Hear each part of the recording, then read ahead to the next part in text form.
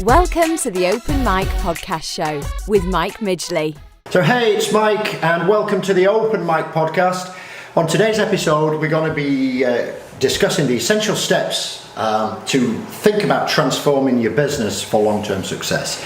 And with so many strategists and business and life coaches, plus that usual shark pit of online gurus, all claiming to be the next best thing who can help you, they're all ready to take your money and very little afterthought about the results that they can actually expect. So, you know, some of them buy franchises, business coach franchise models, some are experienced people. It really is a den that you need to sort of navigate carefully.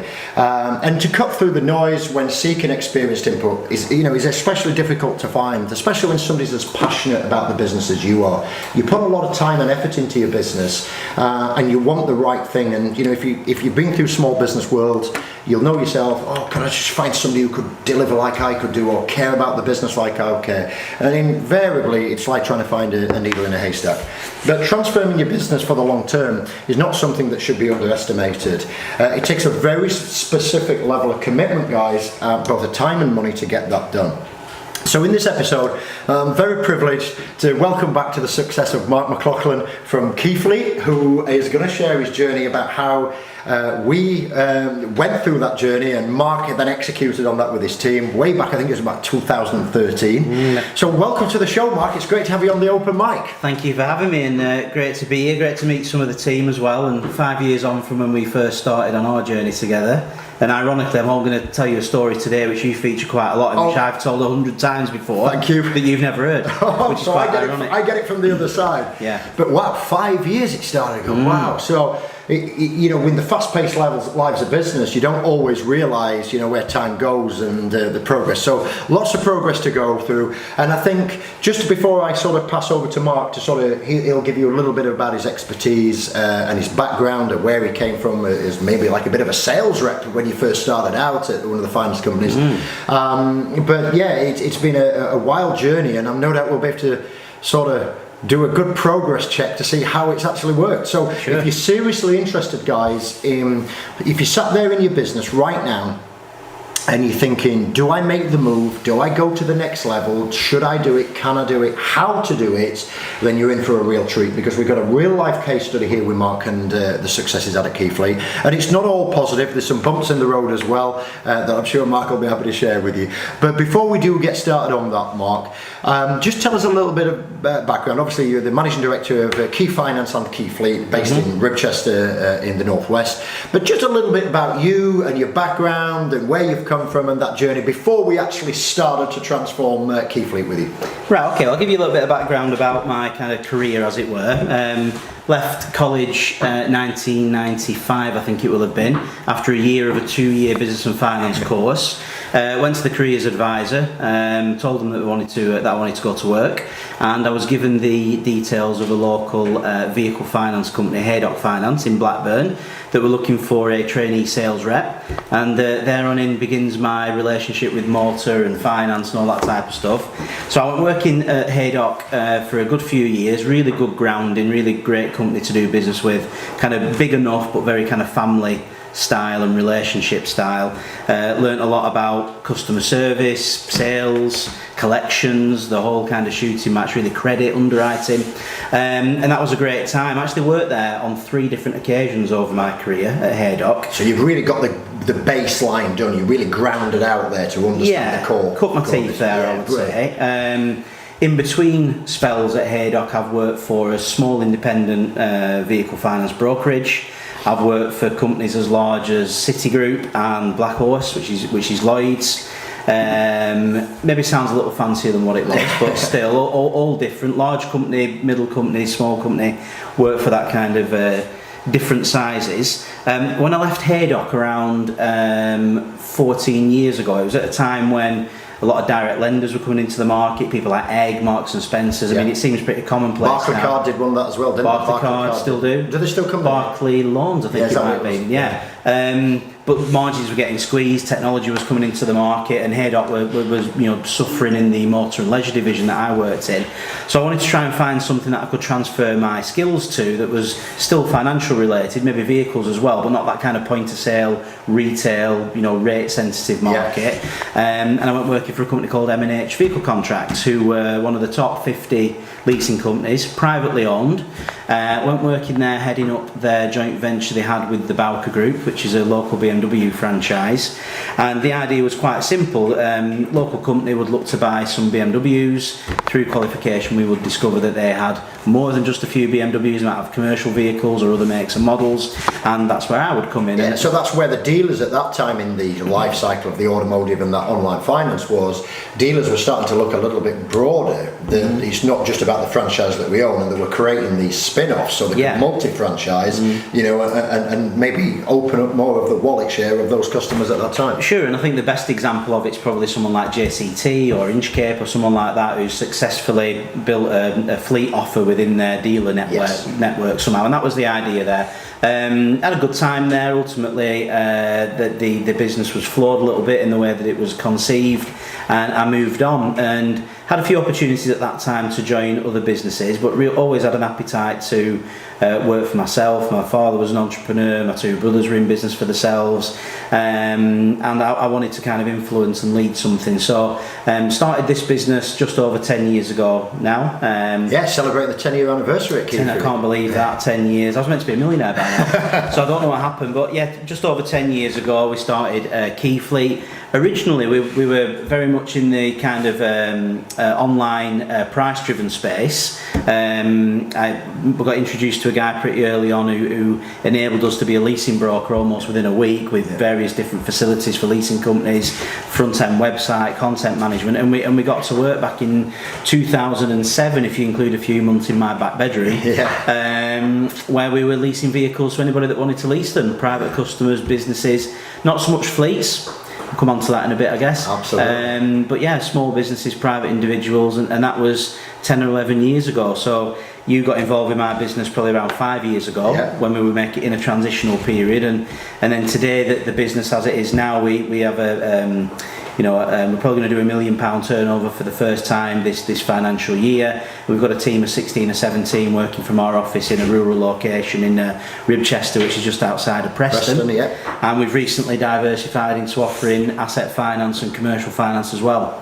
So it's a long way away from the back bedroom broker mentality that originally maybe got all this journey started. Absolutely, yeah. Well, that's fantastic, and thanks very much indeed for sharing that with us, Mark.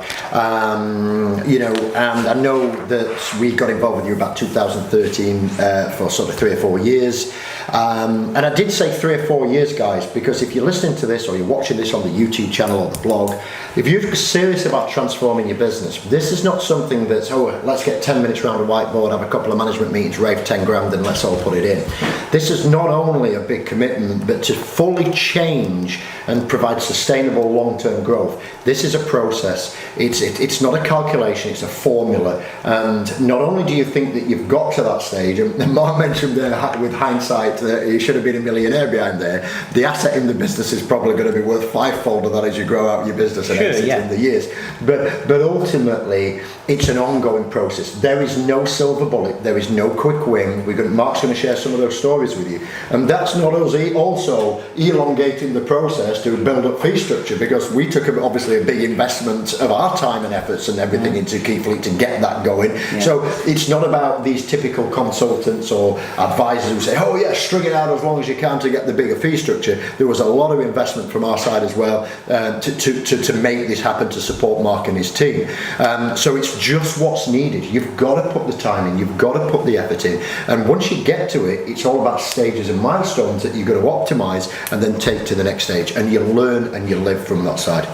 So the journey, I suppose, is what I'm saying is a longer road to success. It is never really ending, and it does require ongoing strategies. But Mark's pedigree as an entrepreneur over the last 10 years is pretty impressive. And I must say, Mark, and I'm not just saying this on the show, this week, for example, I've interviewed on the open mic a guy called Joseph Snyder at Lannister Holdings. They're a publicly traded blockchain software developer, and their chief technical officer, Chris Brown, there as well. So I have some sort of big guests on this show. But working one-on-one with you by undoubtedly one of the most committed, dedicated entrepreneurs I've had the pleasure of working with, and the results that you get are well deserved. So what I'm saying to the audience here is, listen to Marc's story, find out, read between the lines. This is not a PR stunt, this is not a case study, this is a real life journey that Marc's gone through. Over the last 20 so years that Marc's been, I think 95 he said, so what's that, 22, 23 years, from being an employee, starting out in his back bedroom with limited resources, having to rely on third parties, to go through this journey to now be managing director of both asset finance, fleet finance, and you're going to see some of the progress that we've made with KeyFleet. It's a real life story. Take note, it's going to be an awesome roller coaster ride from here. So thanks for covering your background, Marc, that's fantastic. So what I want to do is to really start up on the show, I really want to sort of say, if we're serious about transforming a business for long-term success, I'm not talking about these quick wins and these sharks who are just trying to make a fast buck. Marc's gone through a journey where he's gone from where he was to where he's at, and that is now giving long-term, sustainable growth. So Marc, the first sort of question that I'd really love for you to share with us is, if when you started to evaluate your current position, and how did it really start to serve those future goals? Why did you start to go on this journey, I suppose, is the ultimate question. When we engage with yourself back in... 2013 or something. If we just go back slightly further to that, when I started the business with my brother's support, who's my business partner, I wasn't clear on what I was trying to do, if I'm being honest. It was just a case of being in business, making money, steering my own ship. Those were my objectives at the time, just over 10 years ago. So I'd never heard words like target market or USP or anything like that. It was all brand new to me when I engaged with yourself. And we probably spent 5 years of kind of just steady growth. And when you got involved with me back in, I remember exactly when it was May 2013, we just had our record unit sales month. I think it was 62 vehicles that we'd leased to people within the month. At that time we were in a rented office in Shadsworth in Blackburn, which is okay. Remember that office? I do, on the first floor. Yeah, we had our own front door because there was nobody downstairs. And we were doing fine, but it was very much, and again, a different marketplace as well then. There wasn't many dealers online selling vehicle leasing like there are now. There wasn't as many brokers. Facilities were a little bit easier to come by with the funders. So business was fine, we were making money, standard of living was fine, but it was very much a price-led transactional type of business. Yeah, and just for people thinking about what they mean by transactional, you've got to date this as well back to 2013. The internet wasn't as developed. You were just coming, the first signs of coming out of recession as well, so there's that there. But transactional business, it's very much sell today, eat today, Marc, isn't it? That if you didn't hit the sales numbers, you were down on cash as a business, which there was no sustainability there for riding out that period. It certainly wasn't something I fancy doing for the next 30 years anyway, that's for sure. And when you're online selling vehicle leasing or any kind of shopping cart type product, I guess, it's very price sensitive. You'll lose business for the smallest of margins, and because you're not really meeting many of your clients, you're not building too much of a relationship. It can be a little bit soulless, to be honest. I certainly found it like that, and us selling those 62, or certainly leasing those 62 vehicles in May 2013 involved a huge marketing budget in comparison to the size of the business, and I was kind of sat up at night till midnight going by, moving offers around websites, changing prices on whatnot, just to be that company that gets that inquiry on that particular day. And it was a low margin, low conversion, high cost of acquisition for the opportunity type of business. And when we did do those 62 vehicles, I did a bit of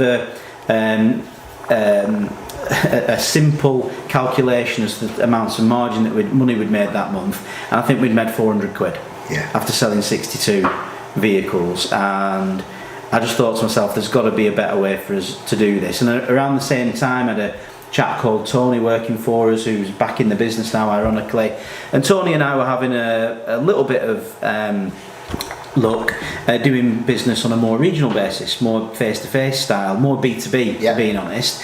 It was still very much what I call cars and contracts, so we were still leasing cars to people that wanted to lease them. Core business, but it was more relational. We stuck a tie on, we jumped in the car, we were doing business in people's offices rather than over the phone, and we were finding that we were able to add a little bit more value through the relationship, a little bit more advisory, a lot more trust being built, and because of the nature of the fact that they were businesses, they had multiple vehicles rather than single vehicles, and people were back on the phone to us within 3 months, 6 months, can I have another one of what you provided to me a few months ago? So that was not only more rewarding financially for obvious reasons, it was a lot more rewarding personally because you're dealing with people and it's more relationship based. So people buy off people that know, like and trust, and we know that, absolutely, and that relationship is a big part of that. Yeah, and we started doing a little bit of that, and it was very easy to look at the two marketplaces and say, well look, I know where I want to kind of pitch my tent, but around the time you got involved with us, I remember you asked me what our biggest challenge was, and I think I told you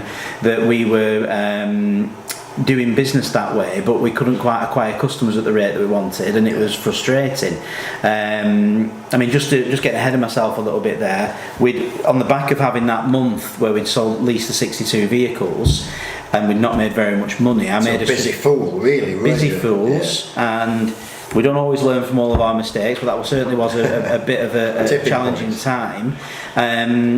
We'd decided that before I even engaged with you, Mike, we decided to trim the team back from a team of 9 people down to 5, I think it was.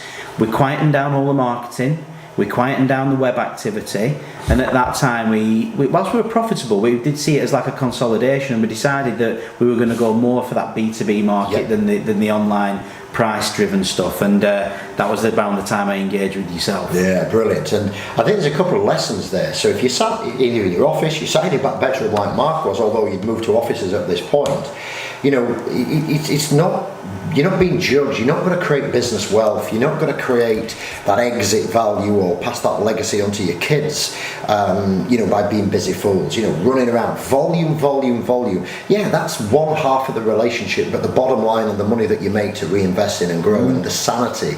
You may hear a lot of sort of entrepreneurs or coaches use the profit is sanity and the turnover's vanity, or the volume's vanity and the profit sanity. It's absolutely right. And ultimately just look at the model and the relationship that you've got between how much effort is required to get the output that you've got, and making 400 quid a month is never going to be substantial enough to get you to anywhere near. And you only need one bad month again, and you're down. You back down the snakes and ladder slide, and from there. So I think if you're starting your business today, I want you to start thinking about, where am I? Am I happy? Am I comfortable? What's the tipping point?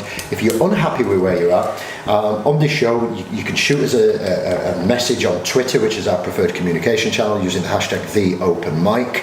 And if you're unsure about where to get started, we can either get you in touch with Mark as well. I'm sure you can connect with Mark on LinkedIn. Just search Marc Mcloughlin. We'll put a link on the blog and the YouTube channel below as well, or just search Marc Mcloughlin on LinkedIn. I'm sure, Mark, you'd be happy to sort of help people with any questions as well. I know you do a lot of that. So thanks for sort of giving us that background and that sort of tipping point and that prequel to it.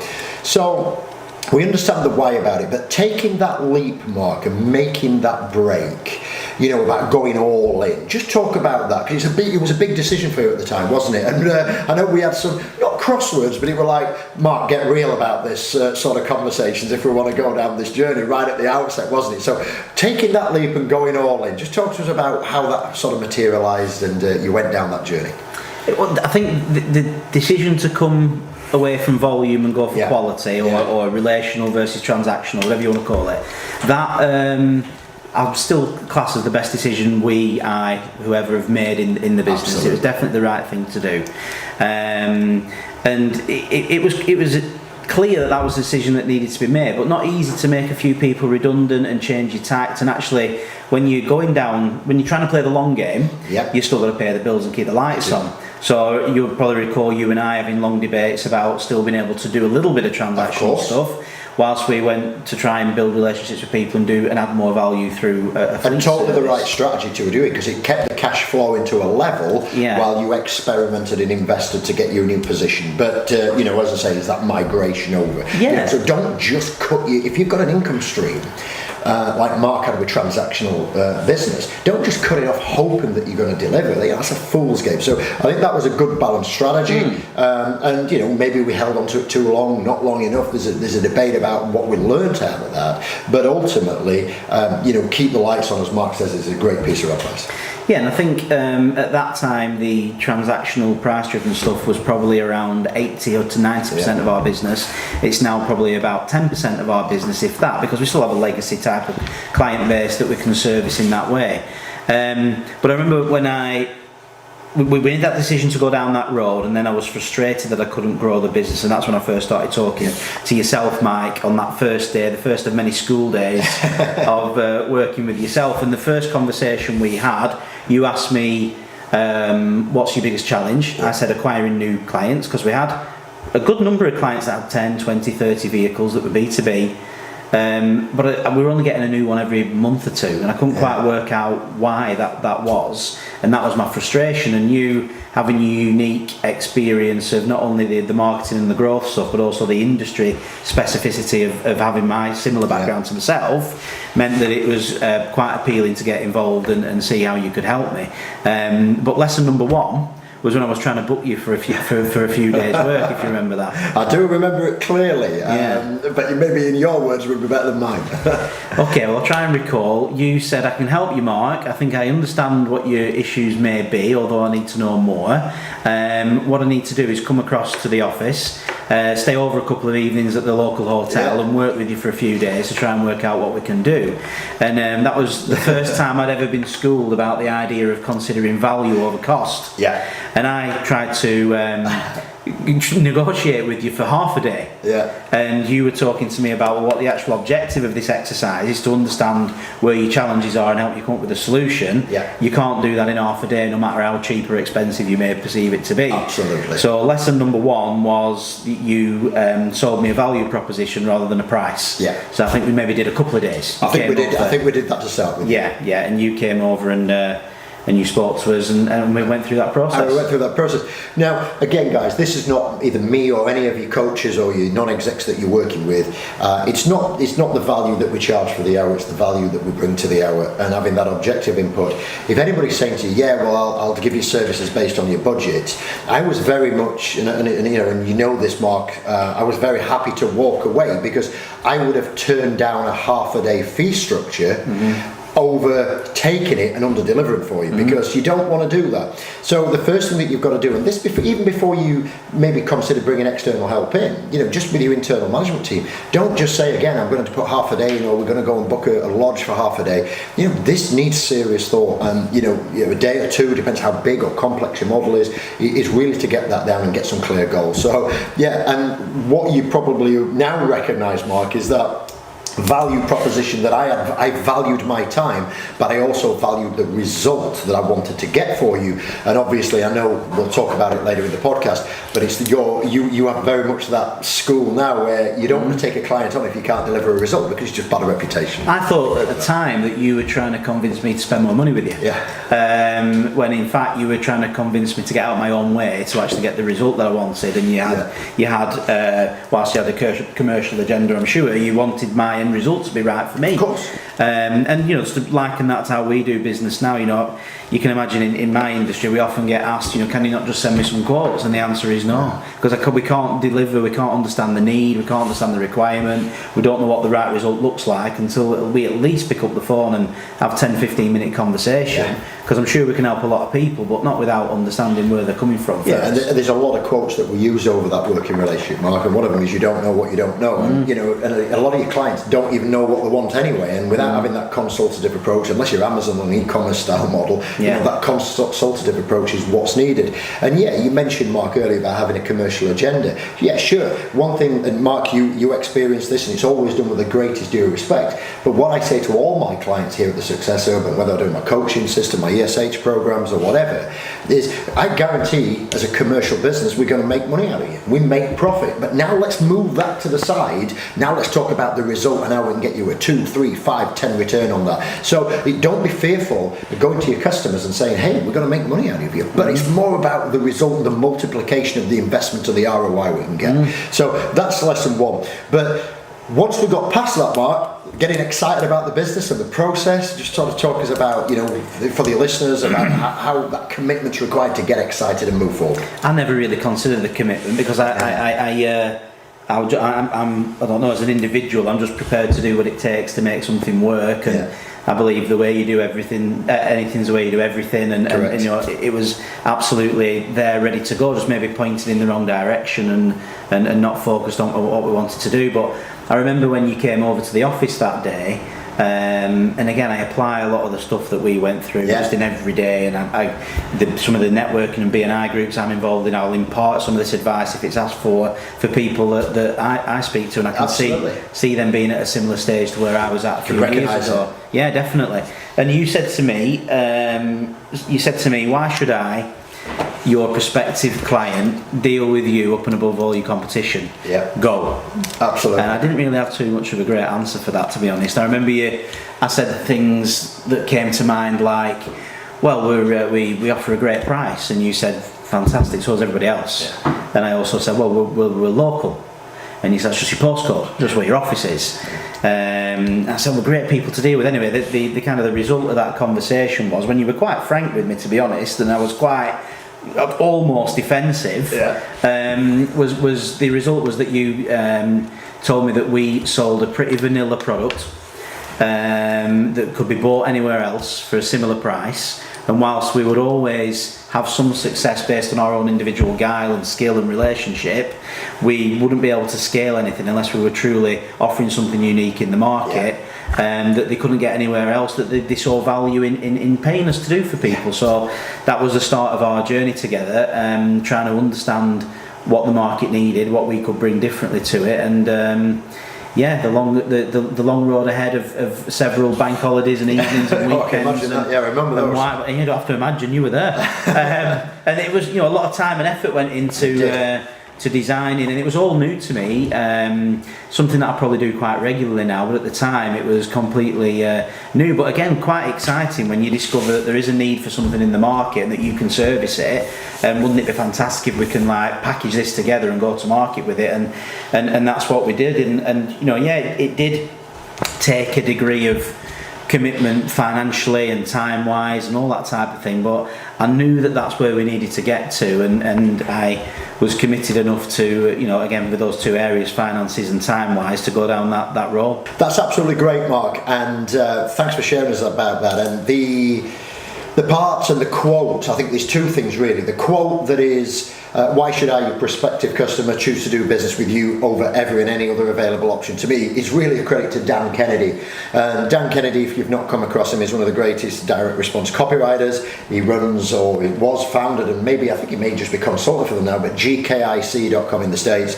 And that came out of magnetic marketing. You can buy that course online for a few $100s, and I'd highly recommend you go and do that. But Mark, it's great because obviously that sort of study I had with Dan Kennedy, I learned that, I applied it through my coaching, and I'd still do that with all my clients today. And it's great now that you're applying that to your BNI colleagues as well, and you're passing that knowledge on. So them transferable skills, just learning to take that first step is an amazing thing. So credit to you for delivering it, and keeping that as a sanity check, I think is the great sort of thing to learn there. So you made the step, we had the history, you made the step, you started to get excited about it. So getting the team buy-in, Mark, let's just talk around that for a little bit, because a lot of small businesses out there, you're going to have small teams. It's fair to say, if you're being honest with yourself, a bit of familiarity is in there. The people that you employ might be your buddies. You might have gone to school with them, there might be family members, and when you're trying to go on these scalable sort of growth strategies, some of that has to be chipped away at, and you have to put some formality in there and discipline. So talk to us a little bit, Mark, about getting the team buy-in and some of the challenges and positives that you had as you started to go through this transformation. Okay, well, first of all, I would say that we didn't get this all right. Yeah, so that didn't go according to plan, and some of the conversations, some of the places we went, it wasn't always comfortable. We were out of the depth with certain things, but as a small business, you have to imagine at that time there was only 5 of us working in the business, so it was possible for people to be involved in this process. Whilst you and I were probably spending the most time on it, there were certain individuals that got involved. Yeah, they contributed because we needed their experiences, boots on the ground as well. Yeah, but also at the same time, we'd gone from, just to use a sport analogy, what last week we were a football team, this week we're a rugby team. And then, no footballers can't necessarily play rugby and vice versa. So that was a learning curve for everybody. But also, sometimes you don't necessarily have the right skills in the team to embark on this new journey, deliver this new product, this new service. And the biggest thing that I think we had to do as a team was to adapt for a mentality of delivering value and selling solutions rather than selling a box. Solution providers, I always remember you quoted that IBM analogy back in the 80s. Yeah, nobody ever got fired for hiring IBM, and that one. And then we gave the analogy of, it was actually the late 70s where they were struggling and the Japanese imports come in. So for you guys, I'll just sort of quickly take over on that one. My apologies, but it's a passion that I've always looked at, how to really change markets and avoid disaster, really. And whether it's late 80s, late 70s, early 80s, IBM, it was costing $2,000 or $3,000 to put a box on, and it was 16 weeks or 4, 5, 6 months to get a box on the desk. The Japanese imports were coming into the marketplace. There were a few $100s, and they could have them next week. And IBM had to change tact, because otherwise they'd have gone out of business or certainly suffered financially. And they become a solutions provider, Mark, as we've discussed. So they didn't just worry about putting a box on the desk. They put a server rack in, they put the cables down under the floor, piped up, and then when it were done, they trained the staff how to use it and gave a support contract. And that migration from being a box provider, which you could look at the old KeyFleet, to the solution provider, which is the new KeyFleet, reminisces a lot of the IBM stuff there. So if you don't, I can't recall the resource that's in. I'll try and put a link at the bottom of the blog on the YouTube channel for that IBM. But if you just search how IBM changed strategies, on Google, you'll find it. But if I can find the link resource, I'll do it, because it's a great read and worth a read of anybody who's considering this process. So that's a great reference, Mark. Definitely, and that was the biggest kind of challenge, and we still have similar challenges now, because we, over the last few years, have done a little bit of both. We've got a kind of a transactional model and a solution-based model, and it's only just recently, this last 6 or 12 months, that we've gone from third gear to fifth gear in terms of our commitment to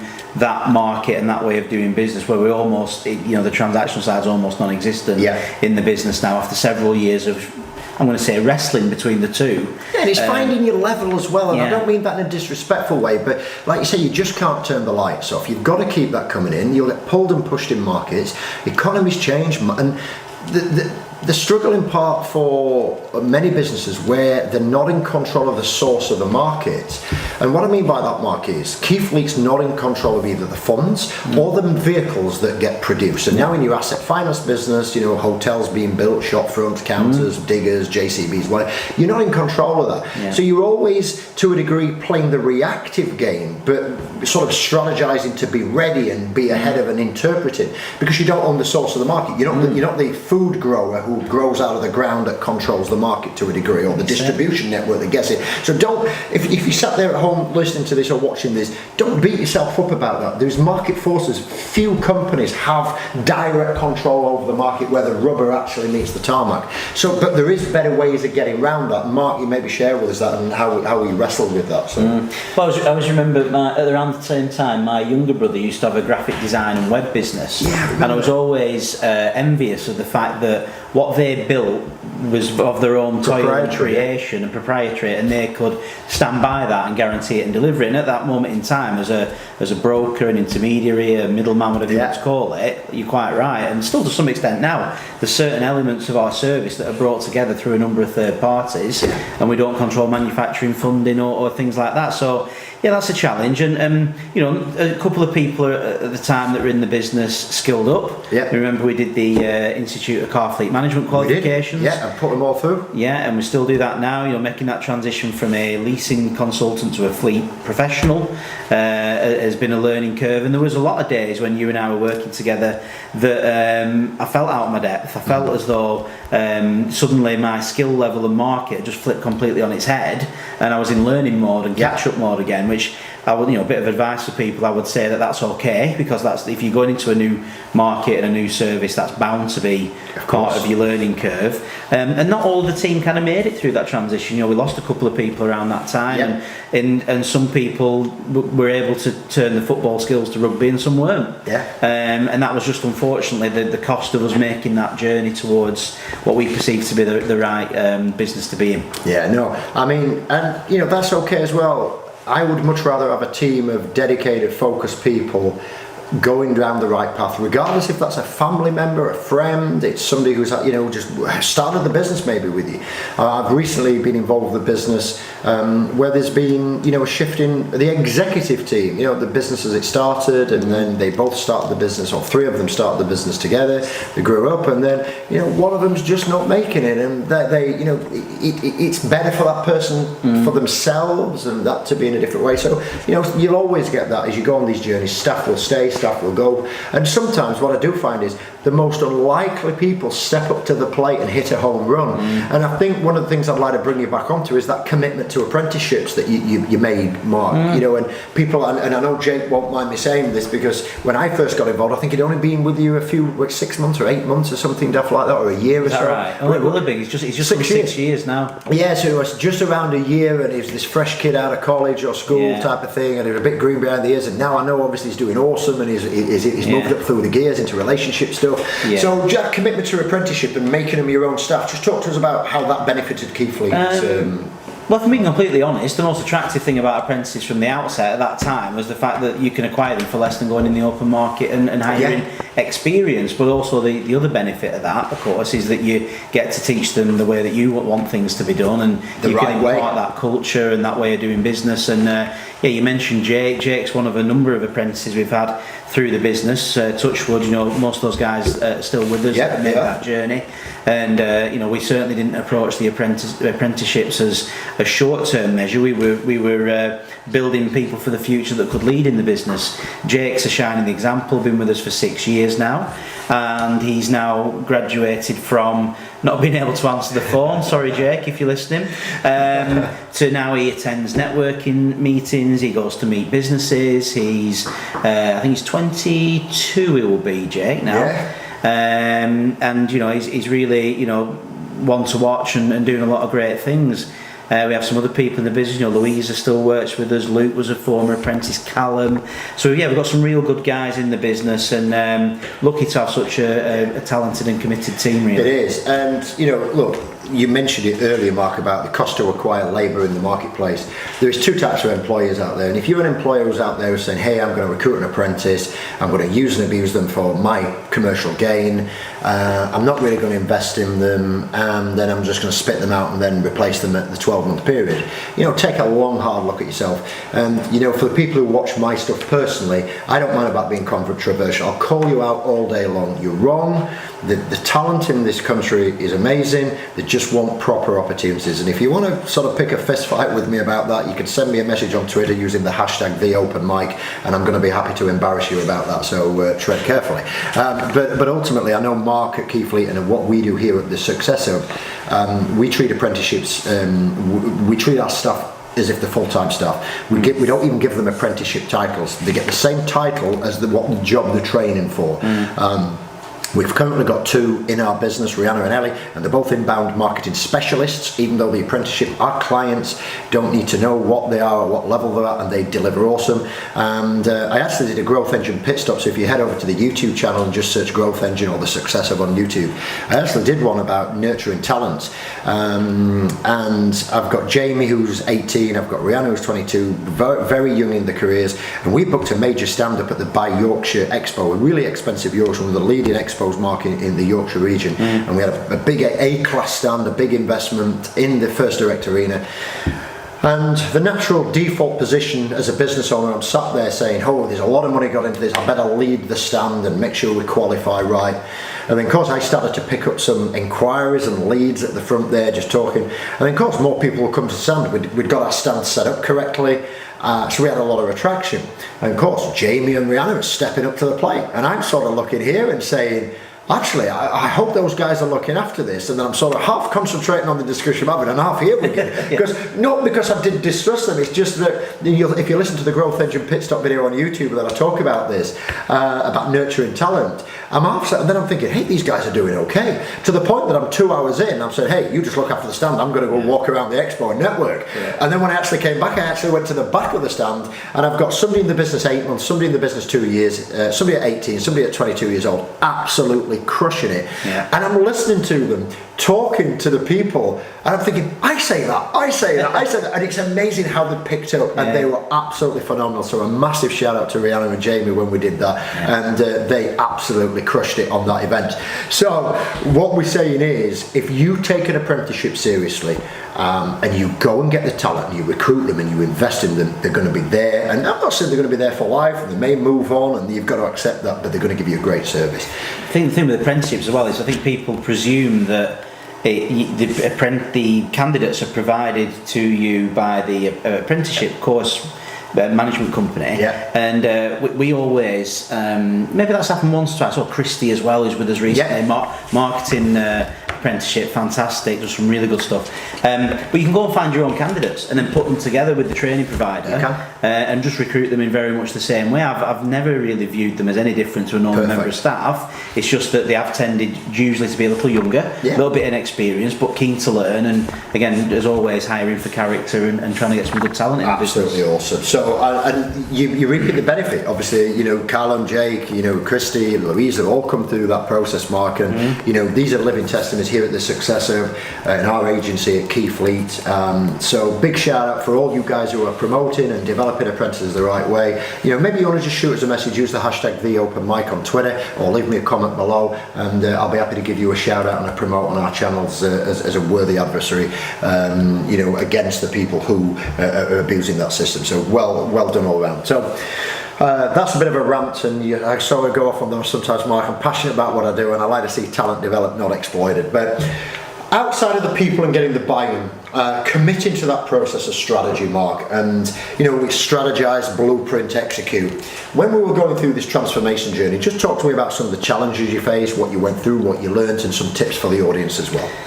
So the process, I mean, the first thing I would say is that it's funny when you start a business, you know, someone like myself, I've no training, I've not been taught how to run a business, I've not been to university, I've not got any qualifications to do that, but maybe ego or expectation, I don't know what it is, but we feel as though we have to be experts in all these different arenas, and you know, whether it's finance or sales or customer service, whatever, and it's okay not to be. And you know, that was the first time I'd gone outside of the business and kind of put my hand up and said, actually, I could do with a little help, really. And you were probably leading me by the hand quite a lot in those early days, and why not? You know, you'd kind of done something similar before. Yeah, that was your role, your experience, and first off, it's okay not to know everything, I would say. But I remember and I like telling this part of our story, and I do tell these kind of stories quite a lot to clients and suppliers, because I think a lot of companies go to market with a product and then worry about where the customers are, and who they're going to sell it to, this thing that they've built or this service they've designed. And what I like about our story, and I say our Mike because you were very much involved in this, is that we started with the problem first. So we went out to talk to a number of our clients. Some had 5 vehicles, some had 55 vehicles. You know, at that time we probably only had 10 or 20 companies that met that kind of profile. And we actually just asked them, said, look, you know, you like us, we like you. We've leased some or all of your vehicles to you, and we have a good relationship, but surely there are some other things that you have on your plate as a business owner, as an office manager, whatever that would be, that are related to running vehicles, related to running drivers, delivering your goods, attending meetings, whatever it would be. What have you got on your plate that we're not helping you with at the moment that you maybe would look for us to help you with? Now, I suspected that you were expecting some of the answers that we got. Some of those answers took me by surprise quite a bit. I used to have an A3 post-it note on my wall that had all of these topics on, and I wish I'd have kept it. I should have blooming framed the thing, but and there were things along the lines of, you know, I don't know if I should buy them, lease them, finance them, accidents are a problem, insurance premiums are going up, fuel cards, tracking, recruitment, license checking, duty of care. So these different things that formed the fleet piece for these clients, and we were really just scratching the surface with, you know, leasing them a few vehicles. I don't think many managing directors have ever woken up in the middle of the night in a cold sweat and worried where they're going to get the next lease deal from. There's lots of people in the market that will do that for them, and that was I was really surprised by that. It took me back, actually. Took me aback all the information that we were able to glean from these people, and actually understanding that most people are in the same position. They all had the same problems. Some of them all of them, and we were able to take that information back, starting with the problem and work a solution backwards. Yeah, absolutely. So that was, and I like telling that, and I've said that a few times now, but I like telling it because I think for our clients, it helps them understand that it's with their needs in mind that our services exist. It is. The purpose of our services is not to generate revenue for our business, which of course is a byproduct, and that's something that needs to happen, but it's about solving the problem that they've got in their business and delivering a service. Yeah, and if we can't provide value, like you did when we were trying to book a few days, we have to be prepared to walk away and understand that we're not for everybody. But for the people that we are for, even now, Mike, when we went to see a large manufacturing company in Burnley recently that signed up to a 3-year outsourced fleet management service for us, and they're a well-known company, certainly in the Northwest. And like has happened a few times in meetings, because we've got our understanding of our target market and our avatar right, and because we've got our products and services and solutions pointed at that problem, we often get accused of spying on people because they can't understand how we've got the answers to their questions, how when they describe to us what their problems are, that we very quickly have got a solution for that problem. And it's usually quite amusing in the meeting, and they challenge us about how we would deal with certain scenarios or address certain issues, and it's because we've got all that lined up together with the hand and the glove and all that type of thing that when we get sat in front of those types of clients, our values, our products, our service, our solution really resonates with them. Absolutely. And that was part of the process that we went through. It is, and we get it as well here, and a lot of people will say something like, oh, we've got a visitor here, there we go. But we get a lot of people saying, hey, you're answering questions, you ask questions. Have you got a camera in my office? How do you know these things? It's because we build focus groups, and we build avatars and personas out, and we really get inside of them.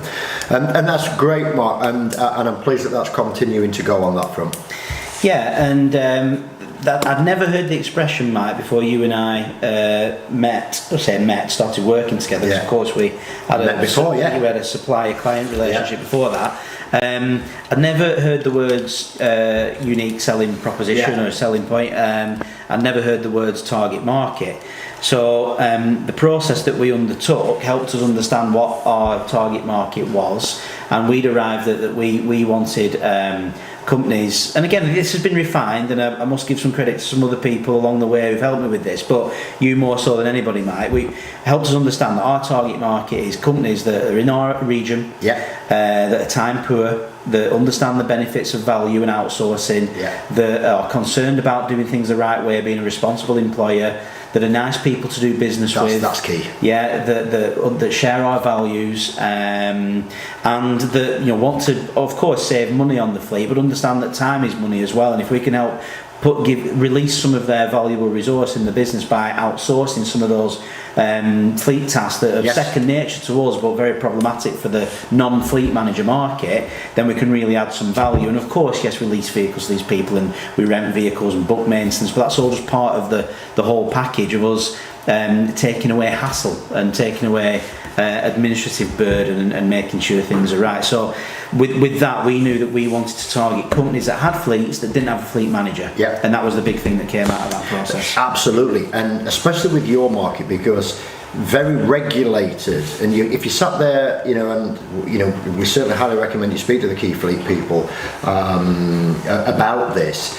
But if you sat there with a fleet and your HR person is just going to write the fleet policy over the weekend from a template they've downloaded from Google or the internet or anywhere else, then in reality you really need to take a step back, because for companies there is regulatory obligations to the health and safety and various other risks. And if you're one of those companies who are taking photocopies of driving licenses and either scanning them in and putting them on a filing cabinet, you are way behind the curve. And you could ultimately, and I don't want to sit here and frighten somebody, because this is not what this show is about, but it is about always delivering honesty and transparency, that if you are proven to be negligent for any serious offence on the road, then ultimately there's corporate manslaughter issues, which could even involve custodial sentences. And so, again, it's not about that. If you don't believe that, you can just search for, corporate manslaughter and homicide act online, and that's a government document that you can go back. Or, of course, ring the professionals at KeyFleet,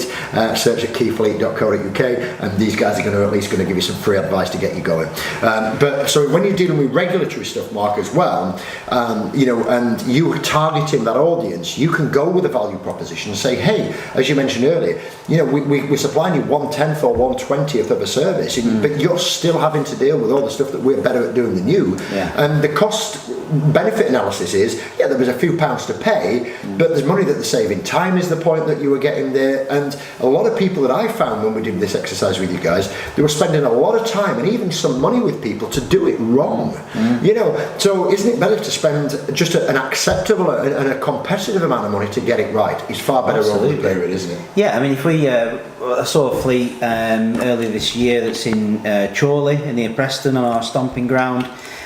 Typical type of thing, rather large business, 300 million turnover, X thousand staff, and they've got someone in the HR department, or certainly like an office administrator, looking after a 50, 60, 70 vehicle fleet. And we put a proposition to them that was going to be several £100s a month for them to work with us on doing that. And when you and I first got involved, I thought to myself, wow, who's going to spend 5, 10, 15 grand a year with us to deliver this service? That sounds like a lot of money to me, but you've got to put it into context of the value that you're delivering and the people that you're dealing with. This company spends more on tea and coffee and biscuits for the staff than they do on managing the fleet. And for a few £1,000s for us to really, I feel confident now I could charge double for what we sell, and we are at the top end of the premium market in terms of the price point that we've got, but we deliver a Rolls-Royce service, and that's why it's got to be up there. Absolutely. And if you sat there, and that's fantastic, Mark, I love that example. And Mark, now I just want to cast your mind back. This is not rehearsed, by the way, so I'm putting you on the spot, Mark. Before, when we first got involved, you were like, I've got to make a few £100s out of a lease deal. And now you're sat here saying, we're at the top end because we're doing a Rolls-Royce service. This is exactly what this podcast is about, transforming your business where you can deliver value and then you can put a price on it. Us here at the SuccessHub, I'm openly about it. We're 40% more expensive than people that would go and get a service out there. Does that mean the other people are bad? Absolutely not. Does that basically mean that we can deliver value and get you a 300, 400, 500% return on the services that we give you? Absolutely. And it doesn't matter if it takes me 10 minutes or 10 weeks to get you a service. If I'm multiplying your return by 10, 20, 30, 400, 500%, then it's value. And you take that hassle away, take that risk away. And out of everything we've covered in the podcast today, that's the one that's given me the biggest smile on the face, that you're sat here right now 5 or 6 years later saying that we're at the premium end and I can charge double and still deliver value.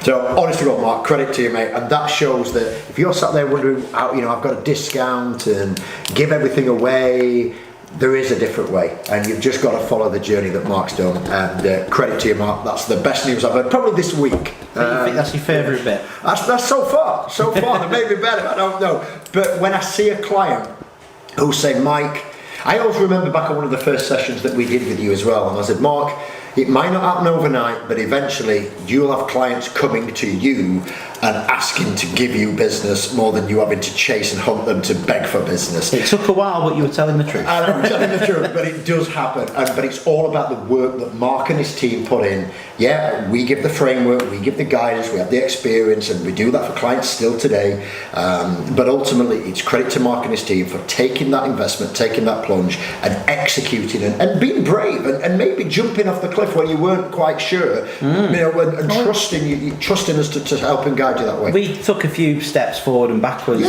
throughout the whole process, and I think this last 12 months, we probably, if I could summarise, 5 years since we engaged with yourself, Mike, a couple of years of absolute graft, digging the trenches, working it out, frustrated, out of my depth, that type of stuff, and I'm sure I frustrated you at times as well. It's part of what it was. Then we probably spent a year or two trying to implement that, whilst also being distracted by the fact that the retail market that we're trying to come away from has actually had 600% growth, in personal car leasing over the last few years. So it's got to get on your radar again. So it's on your radar again. You think, well, look, I've already got the shop front. We might as well, cater for this market as well. We have.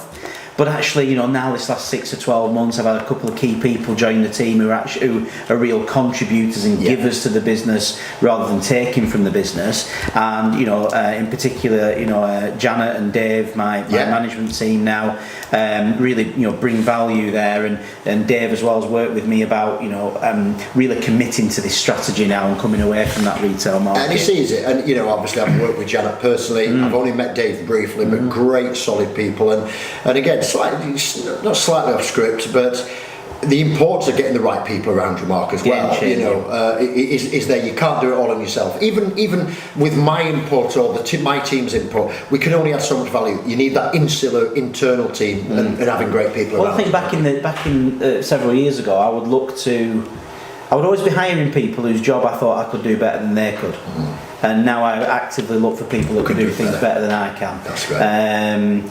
And just to come back to the value stuff, and as you mentioned earlier, I'm really involved in B&I and networking, and one of the things that drives me nuts when I listen to people do the little elevator, 60 seconds.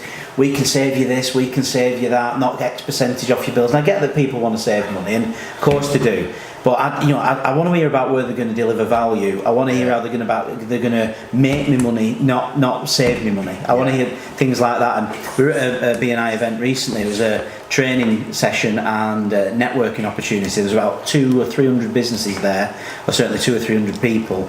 And the presenter, the guy at the front, the guy called Phil Berg, he said, "Who here charges a top-end premium price for their service?" And I jumped out of my seat, and then I was acutely aware that was one of 2 people in a room of 300 who'd actually stood up, because I think obviously the point of the exercise was that not everybody was doing that.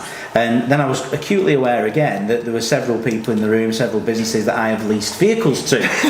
So I quickly qualified the reason why I was stood up was not that we have to be very competitive when we're providing a commoditised product like a vehicle, and we always are. But I was quickly bringing that back to the fact that the value of delivery is in the outsourced fleet management service that you and I and other people designed those years previous. Absolutely. Yeah, and I think it's an interesting take, Mark, about what you're saying, standing up and having to clarify and justify about the value.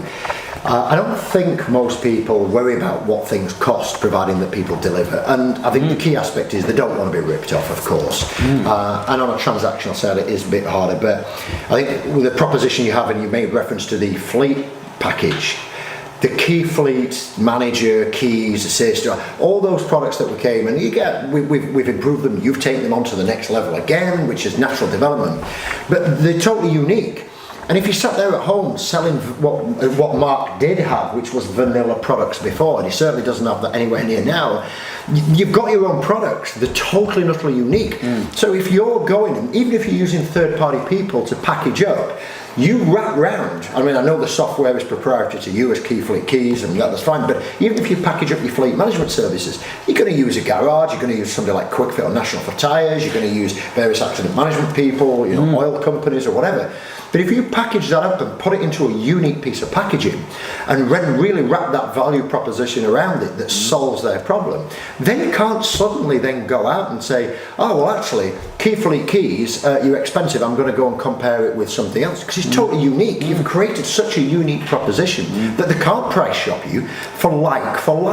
Sure, there's similar products in the marketplace, but not with the same angle. Then suddenly the price becomes less of an issue. You don't always have to justify your position, and then you can keep the focus on value. So wrap it, and packaging is really, really important, and getting those channels right, Mark, isn't it? And what we do with manager and things like that. Yeah, I think even on the purely the vehicle leasing side as well. I mean, you and I always coin that phrase of charge you £10 a month more and still save you money. Yeah. Which is very true. I mean, there's a client we had recently that had 20 of a particular type of van doing 30,000 miles a year over a 3-year period, and they were very much about the monthly rental.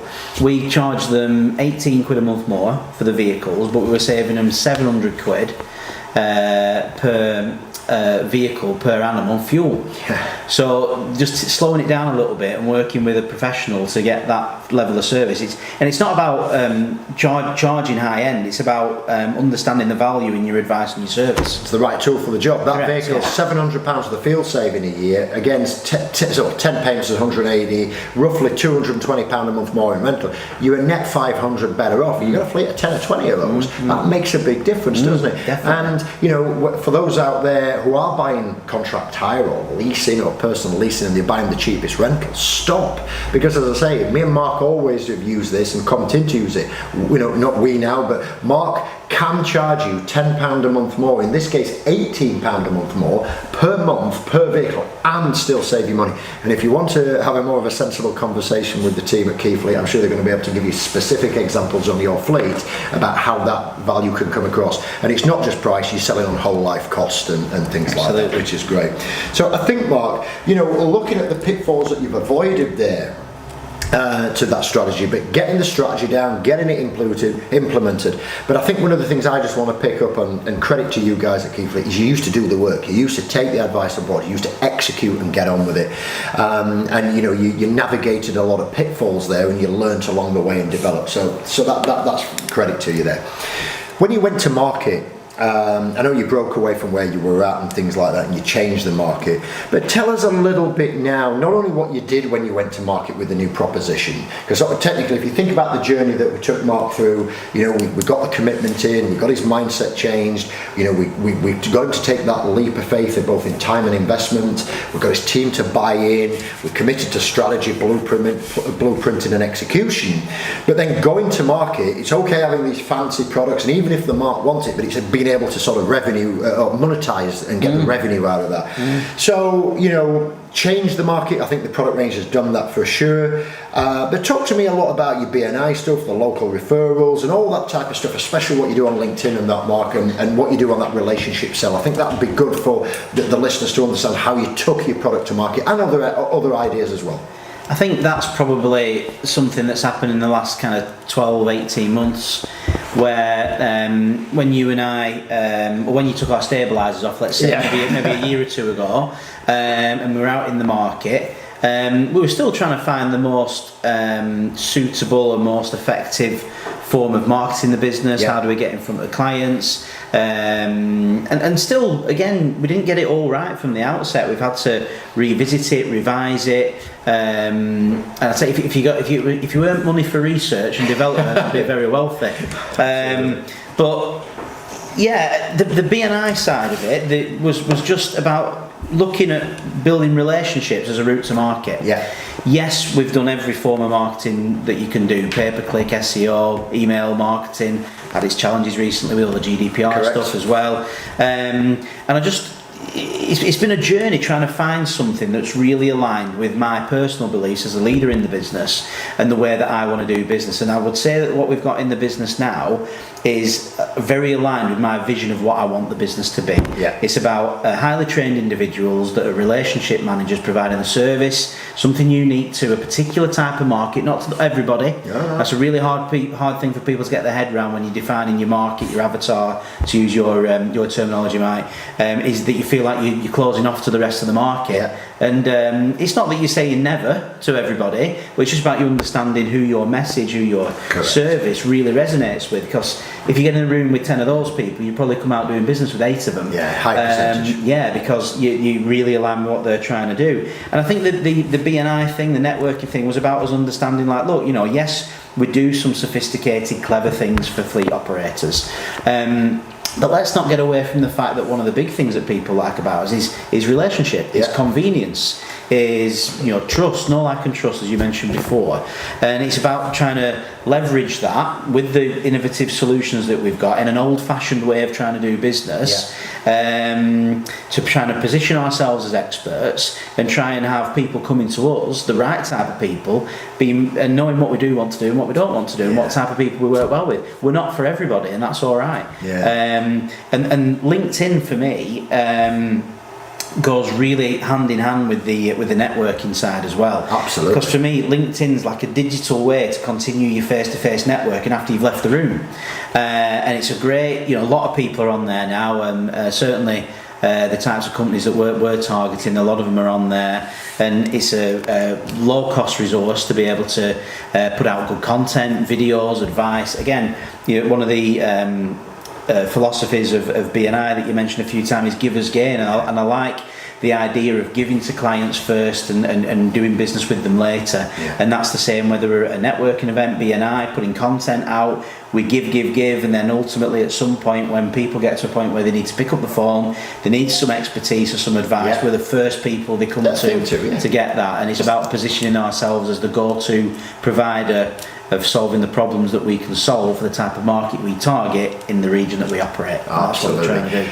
And listen, for those of you sitting at home who may be thinking network's not for me, or BNI, I've tried it doesn't work, or LinkedIn's not for me, it doesn't work, you've got to think back at this journey that Mark and his team has gone on. They've chose to go local or regional more than local, although they will work nationally across the UK, but they've focused the speciality on regional, local relationships. So it makes sense, there's a natural fit there for that networking, whether that's BNI, 4N, any other Chamber of Commerce, it doesn't have to be BNI, but it fits that strategy. And then of course, as Mark said, the LinkedIn is a fabulous way, and that give us gain, it's like what we do within our HubSpot inbound agency. It's about content, and then building up that influencer position and serving people with information that they can help themselves with, and then you can follow on if required. Absolutely. Well, our fleet service and even our relationship style way of leasing vehicles to people, it's something that we do face to face.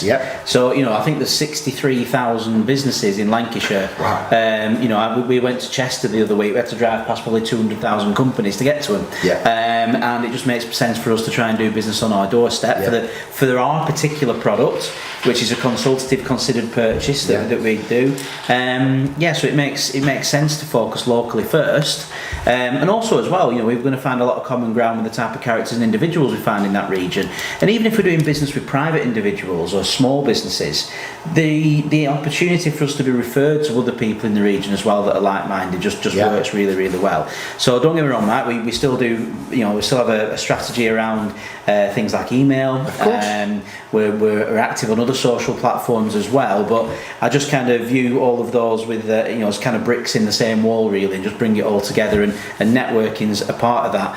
A lot of great things happen when you get in front of people and have conversations, so we try and spend as much time doing that as we can do. An old sales manager of mine, Russell Smith at BMW, he gave me my opportunity when I started as a modern apprentice in BMW myself, and he says, go and see the white of their eyes. And he says, so it's all his fault. Absolutely. I could have been a ballet dancer or something different, but go and see the white of their eyes, and that tells a better story than anything, and that relationship is awesome, and I love that because it's referred, it's built up from that side. So one question that's maybe off script slightly, Mark, but you came from where you were to entering and practicing and teething and getting some stuff right and wrong. How were you sort of accepted by bigger players, or perceived bigger players? Now, I'm not talking about your Lexus or anybody like that, but I know there was some sort of white label sort of funder relationship from the Midlands and things like that, and they didn't really take you seriously to start with, did they? And ultimately, I think you've overtaken them now that the David has become the Goliath. But did you get a lot of pushback, and people didn't take you seriously when you came out and said, "Hey, we're now going to be this new organisation"? I think the biggest problem, yes, to answer your question, but I think the biggest challenge first was believing in ourselves as well. Of course. All these new, we're a professional fleet management organisation, and you might recall, Mike, we took you on a few meetings with us initially.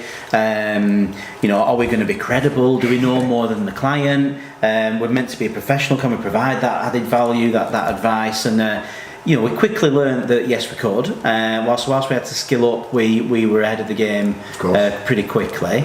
It's paramount to my business that we have a supply chain in place. So we've gone from having kind of no direct lines with funders, no supply chain or agreements in place with any kind of manufacturers or garages or anything, to now we partner with companies like the AA, FMG, Lex Autolease at Lloyds, Hitachi, Santander, all these types of companies, big players, and we're very small for them. But I'll tell you what they like about us, and this was something that they probably liked pretty early, was all the things we've been talking about today. we're not just another leasing broker that's got a website and a mobile phone. Yeah. We're really trying to do something different. We are trying to change our market. Our commitment and passion comes across through, I'm lucky that all the team mirror my kind of output on that. Yeah, they don't see you as just taking a deal for a commission. They see you as somebody wanting to provide value, which is less risk that fund is going to default, better condition of cars and all things like that on return. So that's why they probably see you as a lot more added value. Yeah, and I think I asked one of them recently about when they recruit new leasing providers to their panel. This was one of the lenders. I said, how attracted are you to people that are just doing more of the same? And the answer was not very. And whether we're bigger or smaller than any of the people we do business with, the supply chain and whatnot, they all, I think, now respect us, and they all understand that we've, better to be committed to an idea than not. And we have a philosophy, we have a way of doing business, we have some unique products and services, and I'll happily take the Pepsi challenge with one of the bank-owned companies for the way that we do business. And I have this conversation with clients recently. People try and come in and disrupt, maybe a relationship that we've got with a client, but I can very confidently say that it's apples and oranges if there's a comparison. The best way, I'm happy for them to go and realise that themselves before they come back to us, and people do come back and have come back. Absolutely. We'll say it all the time.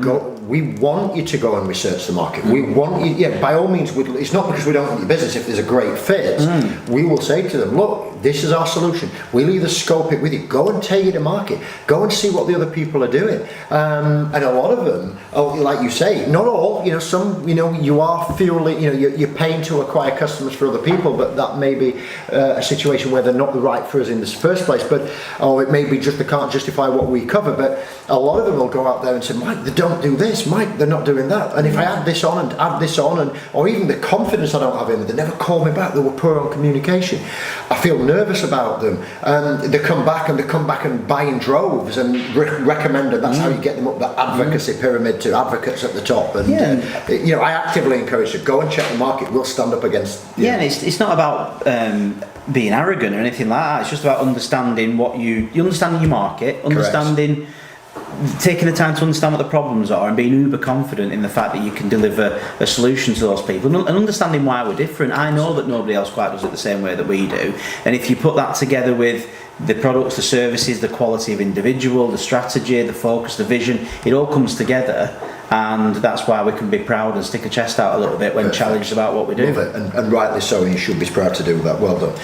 So I think we've talked about the starting point and the transition, and then obviously got a market. We have covered throughout the podcast, Mark, many occasions where we've had to do course corrections, but I'd just like to just bolt down on one or two examples, because what we're saying, guys, is it doesn't matter how much strategizing you're doing, how much blueprinting, how much execution, what you know and what you don't do. I think, if you look at the sort of previous section there, you're always staying the distance. You're going to have to course correct. You're going to have to check your measurements, because when we built the business plan, when we built the forecast out, reality, Mark, we were doing it from an unknown. When you go live in the marketplace, you never get it right, and that's okay. We say to you, that's okay. If you try and force the market, try and go into a new market, and you think you're going to get it right 100%, and you're going to become McDonald's and Coca-Cola straight out of the gate, then I've got some bad news for you. It's not going to happen that way. You're going to make mistakes. Even if you hire experts and pros like us, we're second guessing some markets, we're second guessing what the competition will do, we're second guessing the commitment or skill of the staff or the competition staff. So Mark, what I want to say is, I know we've made a couple of comments about course corrections, but really just share with us a couple of things. Like, I know the assist problem was always something we were grappling with, was it? What type of course correction did we have to make with KeyFleet as we went through this process? I was just thinking then, as you were saying that, I think it's been more to do with how rather than what. Yeah. So the what has been pretty consistent. Spot on. Yeah. That's the problem. This is what we're going to do to solve it. It's been actually about how an implementation process, systemising that. So you mentioned a product there. We to put that into kind of layman's terms, we came up with a bronze, silver, gold package, and there was a lot of debate about, do we need a silver? Is it kind of, light or full? Where's the differentiation? And I think probably from that, it goes back to that target market thing again, because what we were trying to do by offering 3 solutions or 5 solutions, whatever, we're trying to cater for a wider audience. And at the time when we were new to the market, exactly the same as when we formed the business 10, 11 years ago, we were trying to appeal to everybody, a little bit. To some extent at least, we're trying to cater for too many appetites, I would say. Absolutely. So now we have kind of 2 offers. We have a part-in or an all-in type. So we have a silver and a gold. Yeah. And I think the revisions that we've made have been about product and then about delivery of that product and making it better. Yeah. Slicker. One thing I've learned is that 90% of the battles at the start, in the implementation, the buy-in, the setting expectations. I remember the first client that we took on for a fleet management service, who's still a client now, albeit on the DIY rather than fully outsourced package. They were almost surprised that we weren't sat in their office. Yeah. That we didn't have all the spare keys on hooks in an office for them, that we didn't have copies of certain information. And again, that was probably to do with the way that we went to market. Yeah. This is going to be all encompassing. You can down tools, you don't have to do anything anymore, we're going to take care of everything. Whereas in fact where we've positioned that now is like, look, do you know what, you do have to do something. Yeah. You do have to be committed with us to implement this. It's a partnership, isn't it? It's a partnership. Your staff don't work for us. We need your buy-in to help us implement change, and also we need you to back us when things aren't happening properly. Yeah. There's been revisions, never an overhaul. We had it kind of always 80-90% right. That's fine. Refining the products ever so slightly along the way, and sometimes things might come to the fore that you're not expecting. The market moves, an opportunity to do something comes up. Case in point, as you well know, we used to rent a well-known fleet management software system. That allowed us the ability, the mechanism to deliver an outsourced fleet management service to our clients. We now own a fleet management software system, which was a big decision to kind of actually be a software. A lot of money that we invested at the time. Lot of money, justified over the comparison with renting an alternative system over a period, but we now own all the problems associated with a software company now. So that's quite ironic for me to even consider the fact that we own software and are a software business as well. We're a software business, fleet management company, leasing broker and an asset finance company as well, which has been another opportunity that came along in the last 12 months. And it's complementary because people fund assets, they fund cars or vans. It's complementary. The approach is the same. We want people that want help, that want guidance, that want assistance. The target market's quite similar. And certainly the type of character of individual and the qualities and demographics of a company that we want to do business with is the same. So there's a lot of synergy between the two, and there'll be a lot of shared clients between the two as well. But again, whilst we had plans to do that at some point in the future, it was only when an opportunity presented itself through a relationship I'd formed in B&I again that we actually decided to embark on that. Take that step forward. Wasn't part of the business plan, wasn't part of the plan this year. But keeping your eyes for opportunity. Always. Working it through, and what it comes back to is what I got on script here is it's like you're living and learning in a live environment, and just because it's not in the plan doesn't mean to say you can't take it, as long as you're thinking about it, you calculate it, and you're going through the same process. And I'm sure, Mark, as you went into finance, whilst you'd got a lot more experience today than you had before, but you still went through a process. You looked at your calculations, you looked at the strategy, you looked at the risks, you blueprinted it out, and then you went to market with it. And that's now obviously another angle to the KeyFleet family, isn't it? Absolutely. You know what, Mike? There's 50 things we could be doing. Just because we can doesn't mean we should.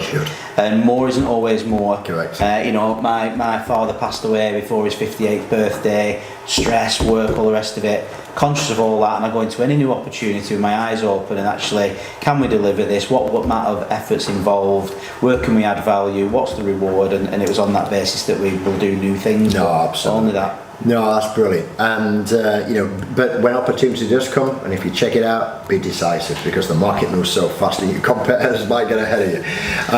But ultimately, keep it on. Are you delivering more value? Are the clients getting the better results? So, Mark, as we sort of enter this last part of the podcast, let's just talk about you as the MD.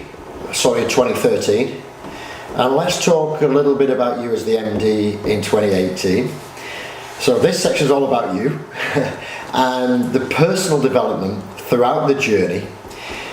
Could you sort of tell us and explain to the listeners, you know, the person you are today to what you are, what you've learned, and I'm sure that what you've learned is probably far more valuable than the money that you've earned out of it, because you've got so, you know, it's the journey, it's the experience. But I'd love to know how you've developed personally, and obviously I was close to your first 3 or 4 years, not as much as I say, like you say, I love the example when we took the stabilisers off you, that's a great way, but you've taken that on and developed it even next to the next level. So really want to talk to you, because the listeners, you know, there's a great saying out there, what Jim Rohn says, and if you're not familiar with Jim Rohn, he's one of America's greatest business philosophers, and he says, set yourself a goal to become a millionaire, not for the value of the money, it's just because that's automatic. So if you become a millionaire, you get the $1 million in Jim's example, but he says it's for the value and the experience that you will get to achieve it. So not for the money, but for the person you become by achieving that. And I really want to know what your journey is. Obviously, you mentioned about what you do with BNI and how that's progressing out, the family and things like that. So how have you developed as a person, Mark, over this journey? Okay, so I think when you got involved with us 2013, I really felt at the time I was probably just a salesman that had a business, I would say. I was always a good salesman, and I tried to bring other salespeople in to sell more and do more. I wasn't particularly focused on value to the end user. I wasn't very skilled about marketing. It was a bit of a high volume of inquiries, and we'll convert enough business to make some money. I didn't think about things like personal development. I didn't think about building relationships too much, and I would say, over the years I've certainly built my confidence up in terms of what I'm able to do.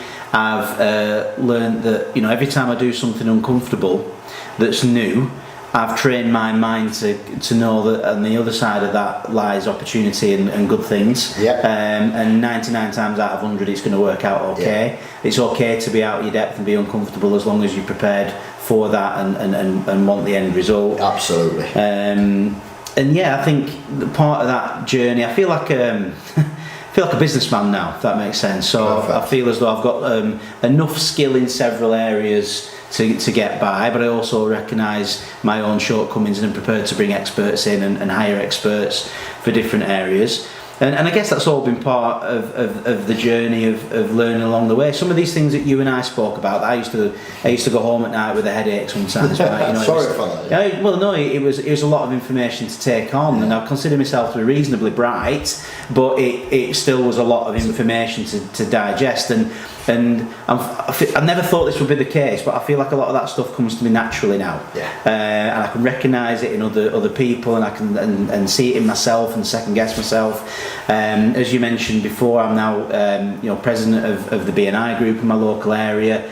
I recognise that maybe the next stage of development for me is producing content and public speaking and things like that. Never quite had the confidence to really commit to doing that type of thing. The opportunity came up in BNI to host that group and be the chapter president, which involves me speaking in front of 40 people for an hour every week. So it was a hell of a good grounding to do that. I recently spoke at a Chamber of Commerce event. We're booking our own events, we've got webinars planned and things like that, and these are things that I would never have done several years ago. Brilliant. So understand the value in having a plan and executing that plan, and try not to give myself too much of an hard time if things don't quite work out the way that I planned them either, because I think you and I, when you said to me at the time we were putting some plans together, and you said to me, there's one thing guaranteed about this plan, is that it won't be right. It'll be wrong. It'll be wrong. And it's just a learning curve, and it's just a part of the journey, really. But I enjoy the business, and I enjoy learning new things, and I know I don't know everything. And learn every day. Absolutely, it's just part of the journey. But feel as though I've kind of grown into the shoes a little bit over the last few years. No, rightly so, and obviously I've watched and monitored your progress, and it's credible. I mean, you become awards finalist with the Red Rose. You're a big community contributor, obviously passing those transferable skills on. You're building your team, and I know I've got a ton of respect for you as the industry. So that's really incredible. But here's something about learning from as you go along. This is what I learned off a guy called Chris Brown, who was the Chief Technical Officer at Lannister. I did a podcast with the CEO at Lannister, the blockchain floated company in the States, earlier this week. And it just came out of nothing. It just came out of nothing. You know, it's just about if you're in that mindset, which you are now. You weren't before because we're a little bit overawed with it. But you're in that mindset, and just a throwaway comment. And a bit of a mini plug for the guys at Lannister Holdings on the blockchain. They were awesome on the podcast previous week, Mark. And it was just a throwaway comment that Chris Brown, the Chief Technical Officer at Lannister, said. By the way, if you want to learn about blockchain, check out LannisterHoldings.com, or you can follow Lannister CEO on Twitter or Lannister Dev on Twitter. So at Lannister CEO or at Lannister Dev, DEV on Twitter, or Lannister Holdings or LannisterDevelopment.com. And that's all about blockchain and what they're doing in that amazing space. But back to the point in hand. I'm sat there, I'm a big, as you know, Mark, I'm a big personal development guy, putting tons and tons of hours every day, every week into it, constantly learning, never on ceasing the journey. Chris Brown sits there and there's a throwaway comment that says this, secret of success, it says being able to move from failure to failure without losing enthusiasm. So being able to move from failure to failure without losing enthusiasm. And do you know what? I've heard all the big names speak on stage, all the major American conferences. I've been around the world listening to those type of guys, and I've never had it put as simple as that. And to the fact, you can't see this on the video, guys, but on our office wall here, we've got what we call a wall of appreciation, and we have all the key quotes on the wall from people like Napoleon Hill, Henry Ford, Walt Disney, Maxwell Maltz, all the people who's impacted my life and my development. And I don't know if it's Chris Brown, he thought it might have been a Winston Churchill, so I'm going to do some research, but whoever's come up with moving from failure to failure without losing his enthusiasm, to me, that resonates my success as well as I've gone through my journey. I didn't recognise it that way, but I think I just want to share that with the audience, because credit to Chris Brown for bringing that to my attention, and that's just being listening for that and being in that mindset. Well, that's great. And I think about my own thing in my business, putting that into context for me, I kind of feel like it doesn't matter if I was wrong 10 times as long as I was right once. Absolutely. At the end type thing. Appreciate this podcast's gone on quite a while, but I think the value that you've brought and the journey, I've certainly enjoyed reliving in it. I have a massive smile on my face for the success that you've had. It's credit to you and the team. I'm really pleased we've had some positive impact for you, and thanks for adding serious value to the show, Mark. It is greatly appreciated. So as just start a wrap here for the last couple of minutes, what I always try and get guests to come on for the audience is to try and give sort of 3 pro tips. If somebody wants to successfully transform the business for the long game, Mark, I'm not talking about the quick wins and the quick, things like that in the shark pit, but if somebody who's maybe sat at home listening and thinking, hey, I'm where Mark was in 2013 and I want to be where Mark is in 2023 or 2024, where you are now in 2018, of course, I want to be there. What sort of top 3 tips would you give them, Mark? But whether it's to avoid pitfalls and red flags or definitely commit to make it happen. Share us in a summary version your 3 top tips to help people get on that journey and go and nail it and be as successful as you have. Well, this was the one bit you actually allowed me to prepare for, so thank you for that. It's a pleasure. It still took me a little while to think about that, and just trying to think of 3 kind of real good kind of bullets from the work that we've done together. And I've recounted this story quite a lot for clients and suppliers, and the bit that always kind of rings familiar to me is that why would I your prospective client? So I think you've got to challenge yourself about that, whether you're Amazon doing click carts or you're a professional consultant at a service. You have to understand what value you're adding and why your client would use you up and above all of your competition. And do you know what? Because I'm cheaper often isn't the one that people will brings pay the more. Value. They will, and curiously I found out about, sorry to go off PC a bit, but I'm a big Amazon user, as you probably are. I am. I've always had this kind of unspoken assumption that Amazon was the cheapest. No, and it isn't, is it? Pay more. So it's the convenience and the trust, all that type of stuff, and I think that's really interesting. Just on that point, and again, you see this is totally live, totally off script. Subliminally, why is there a smile on the box?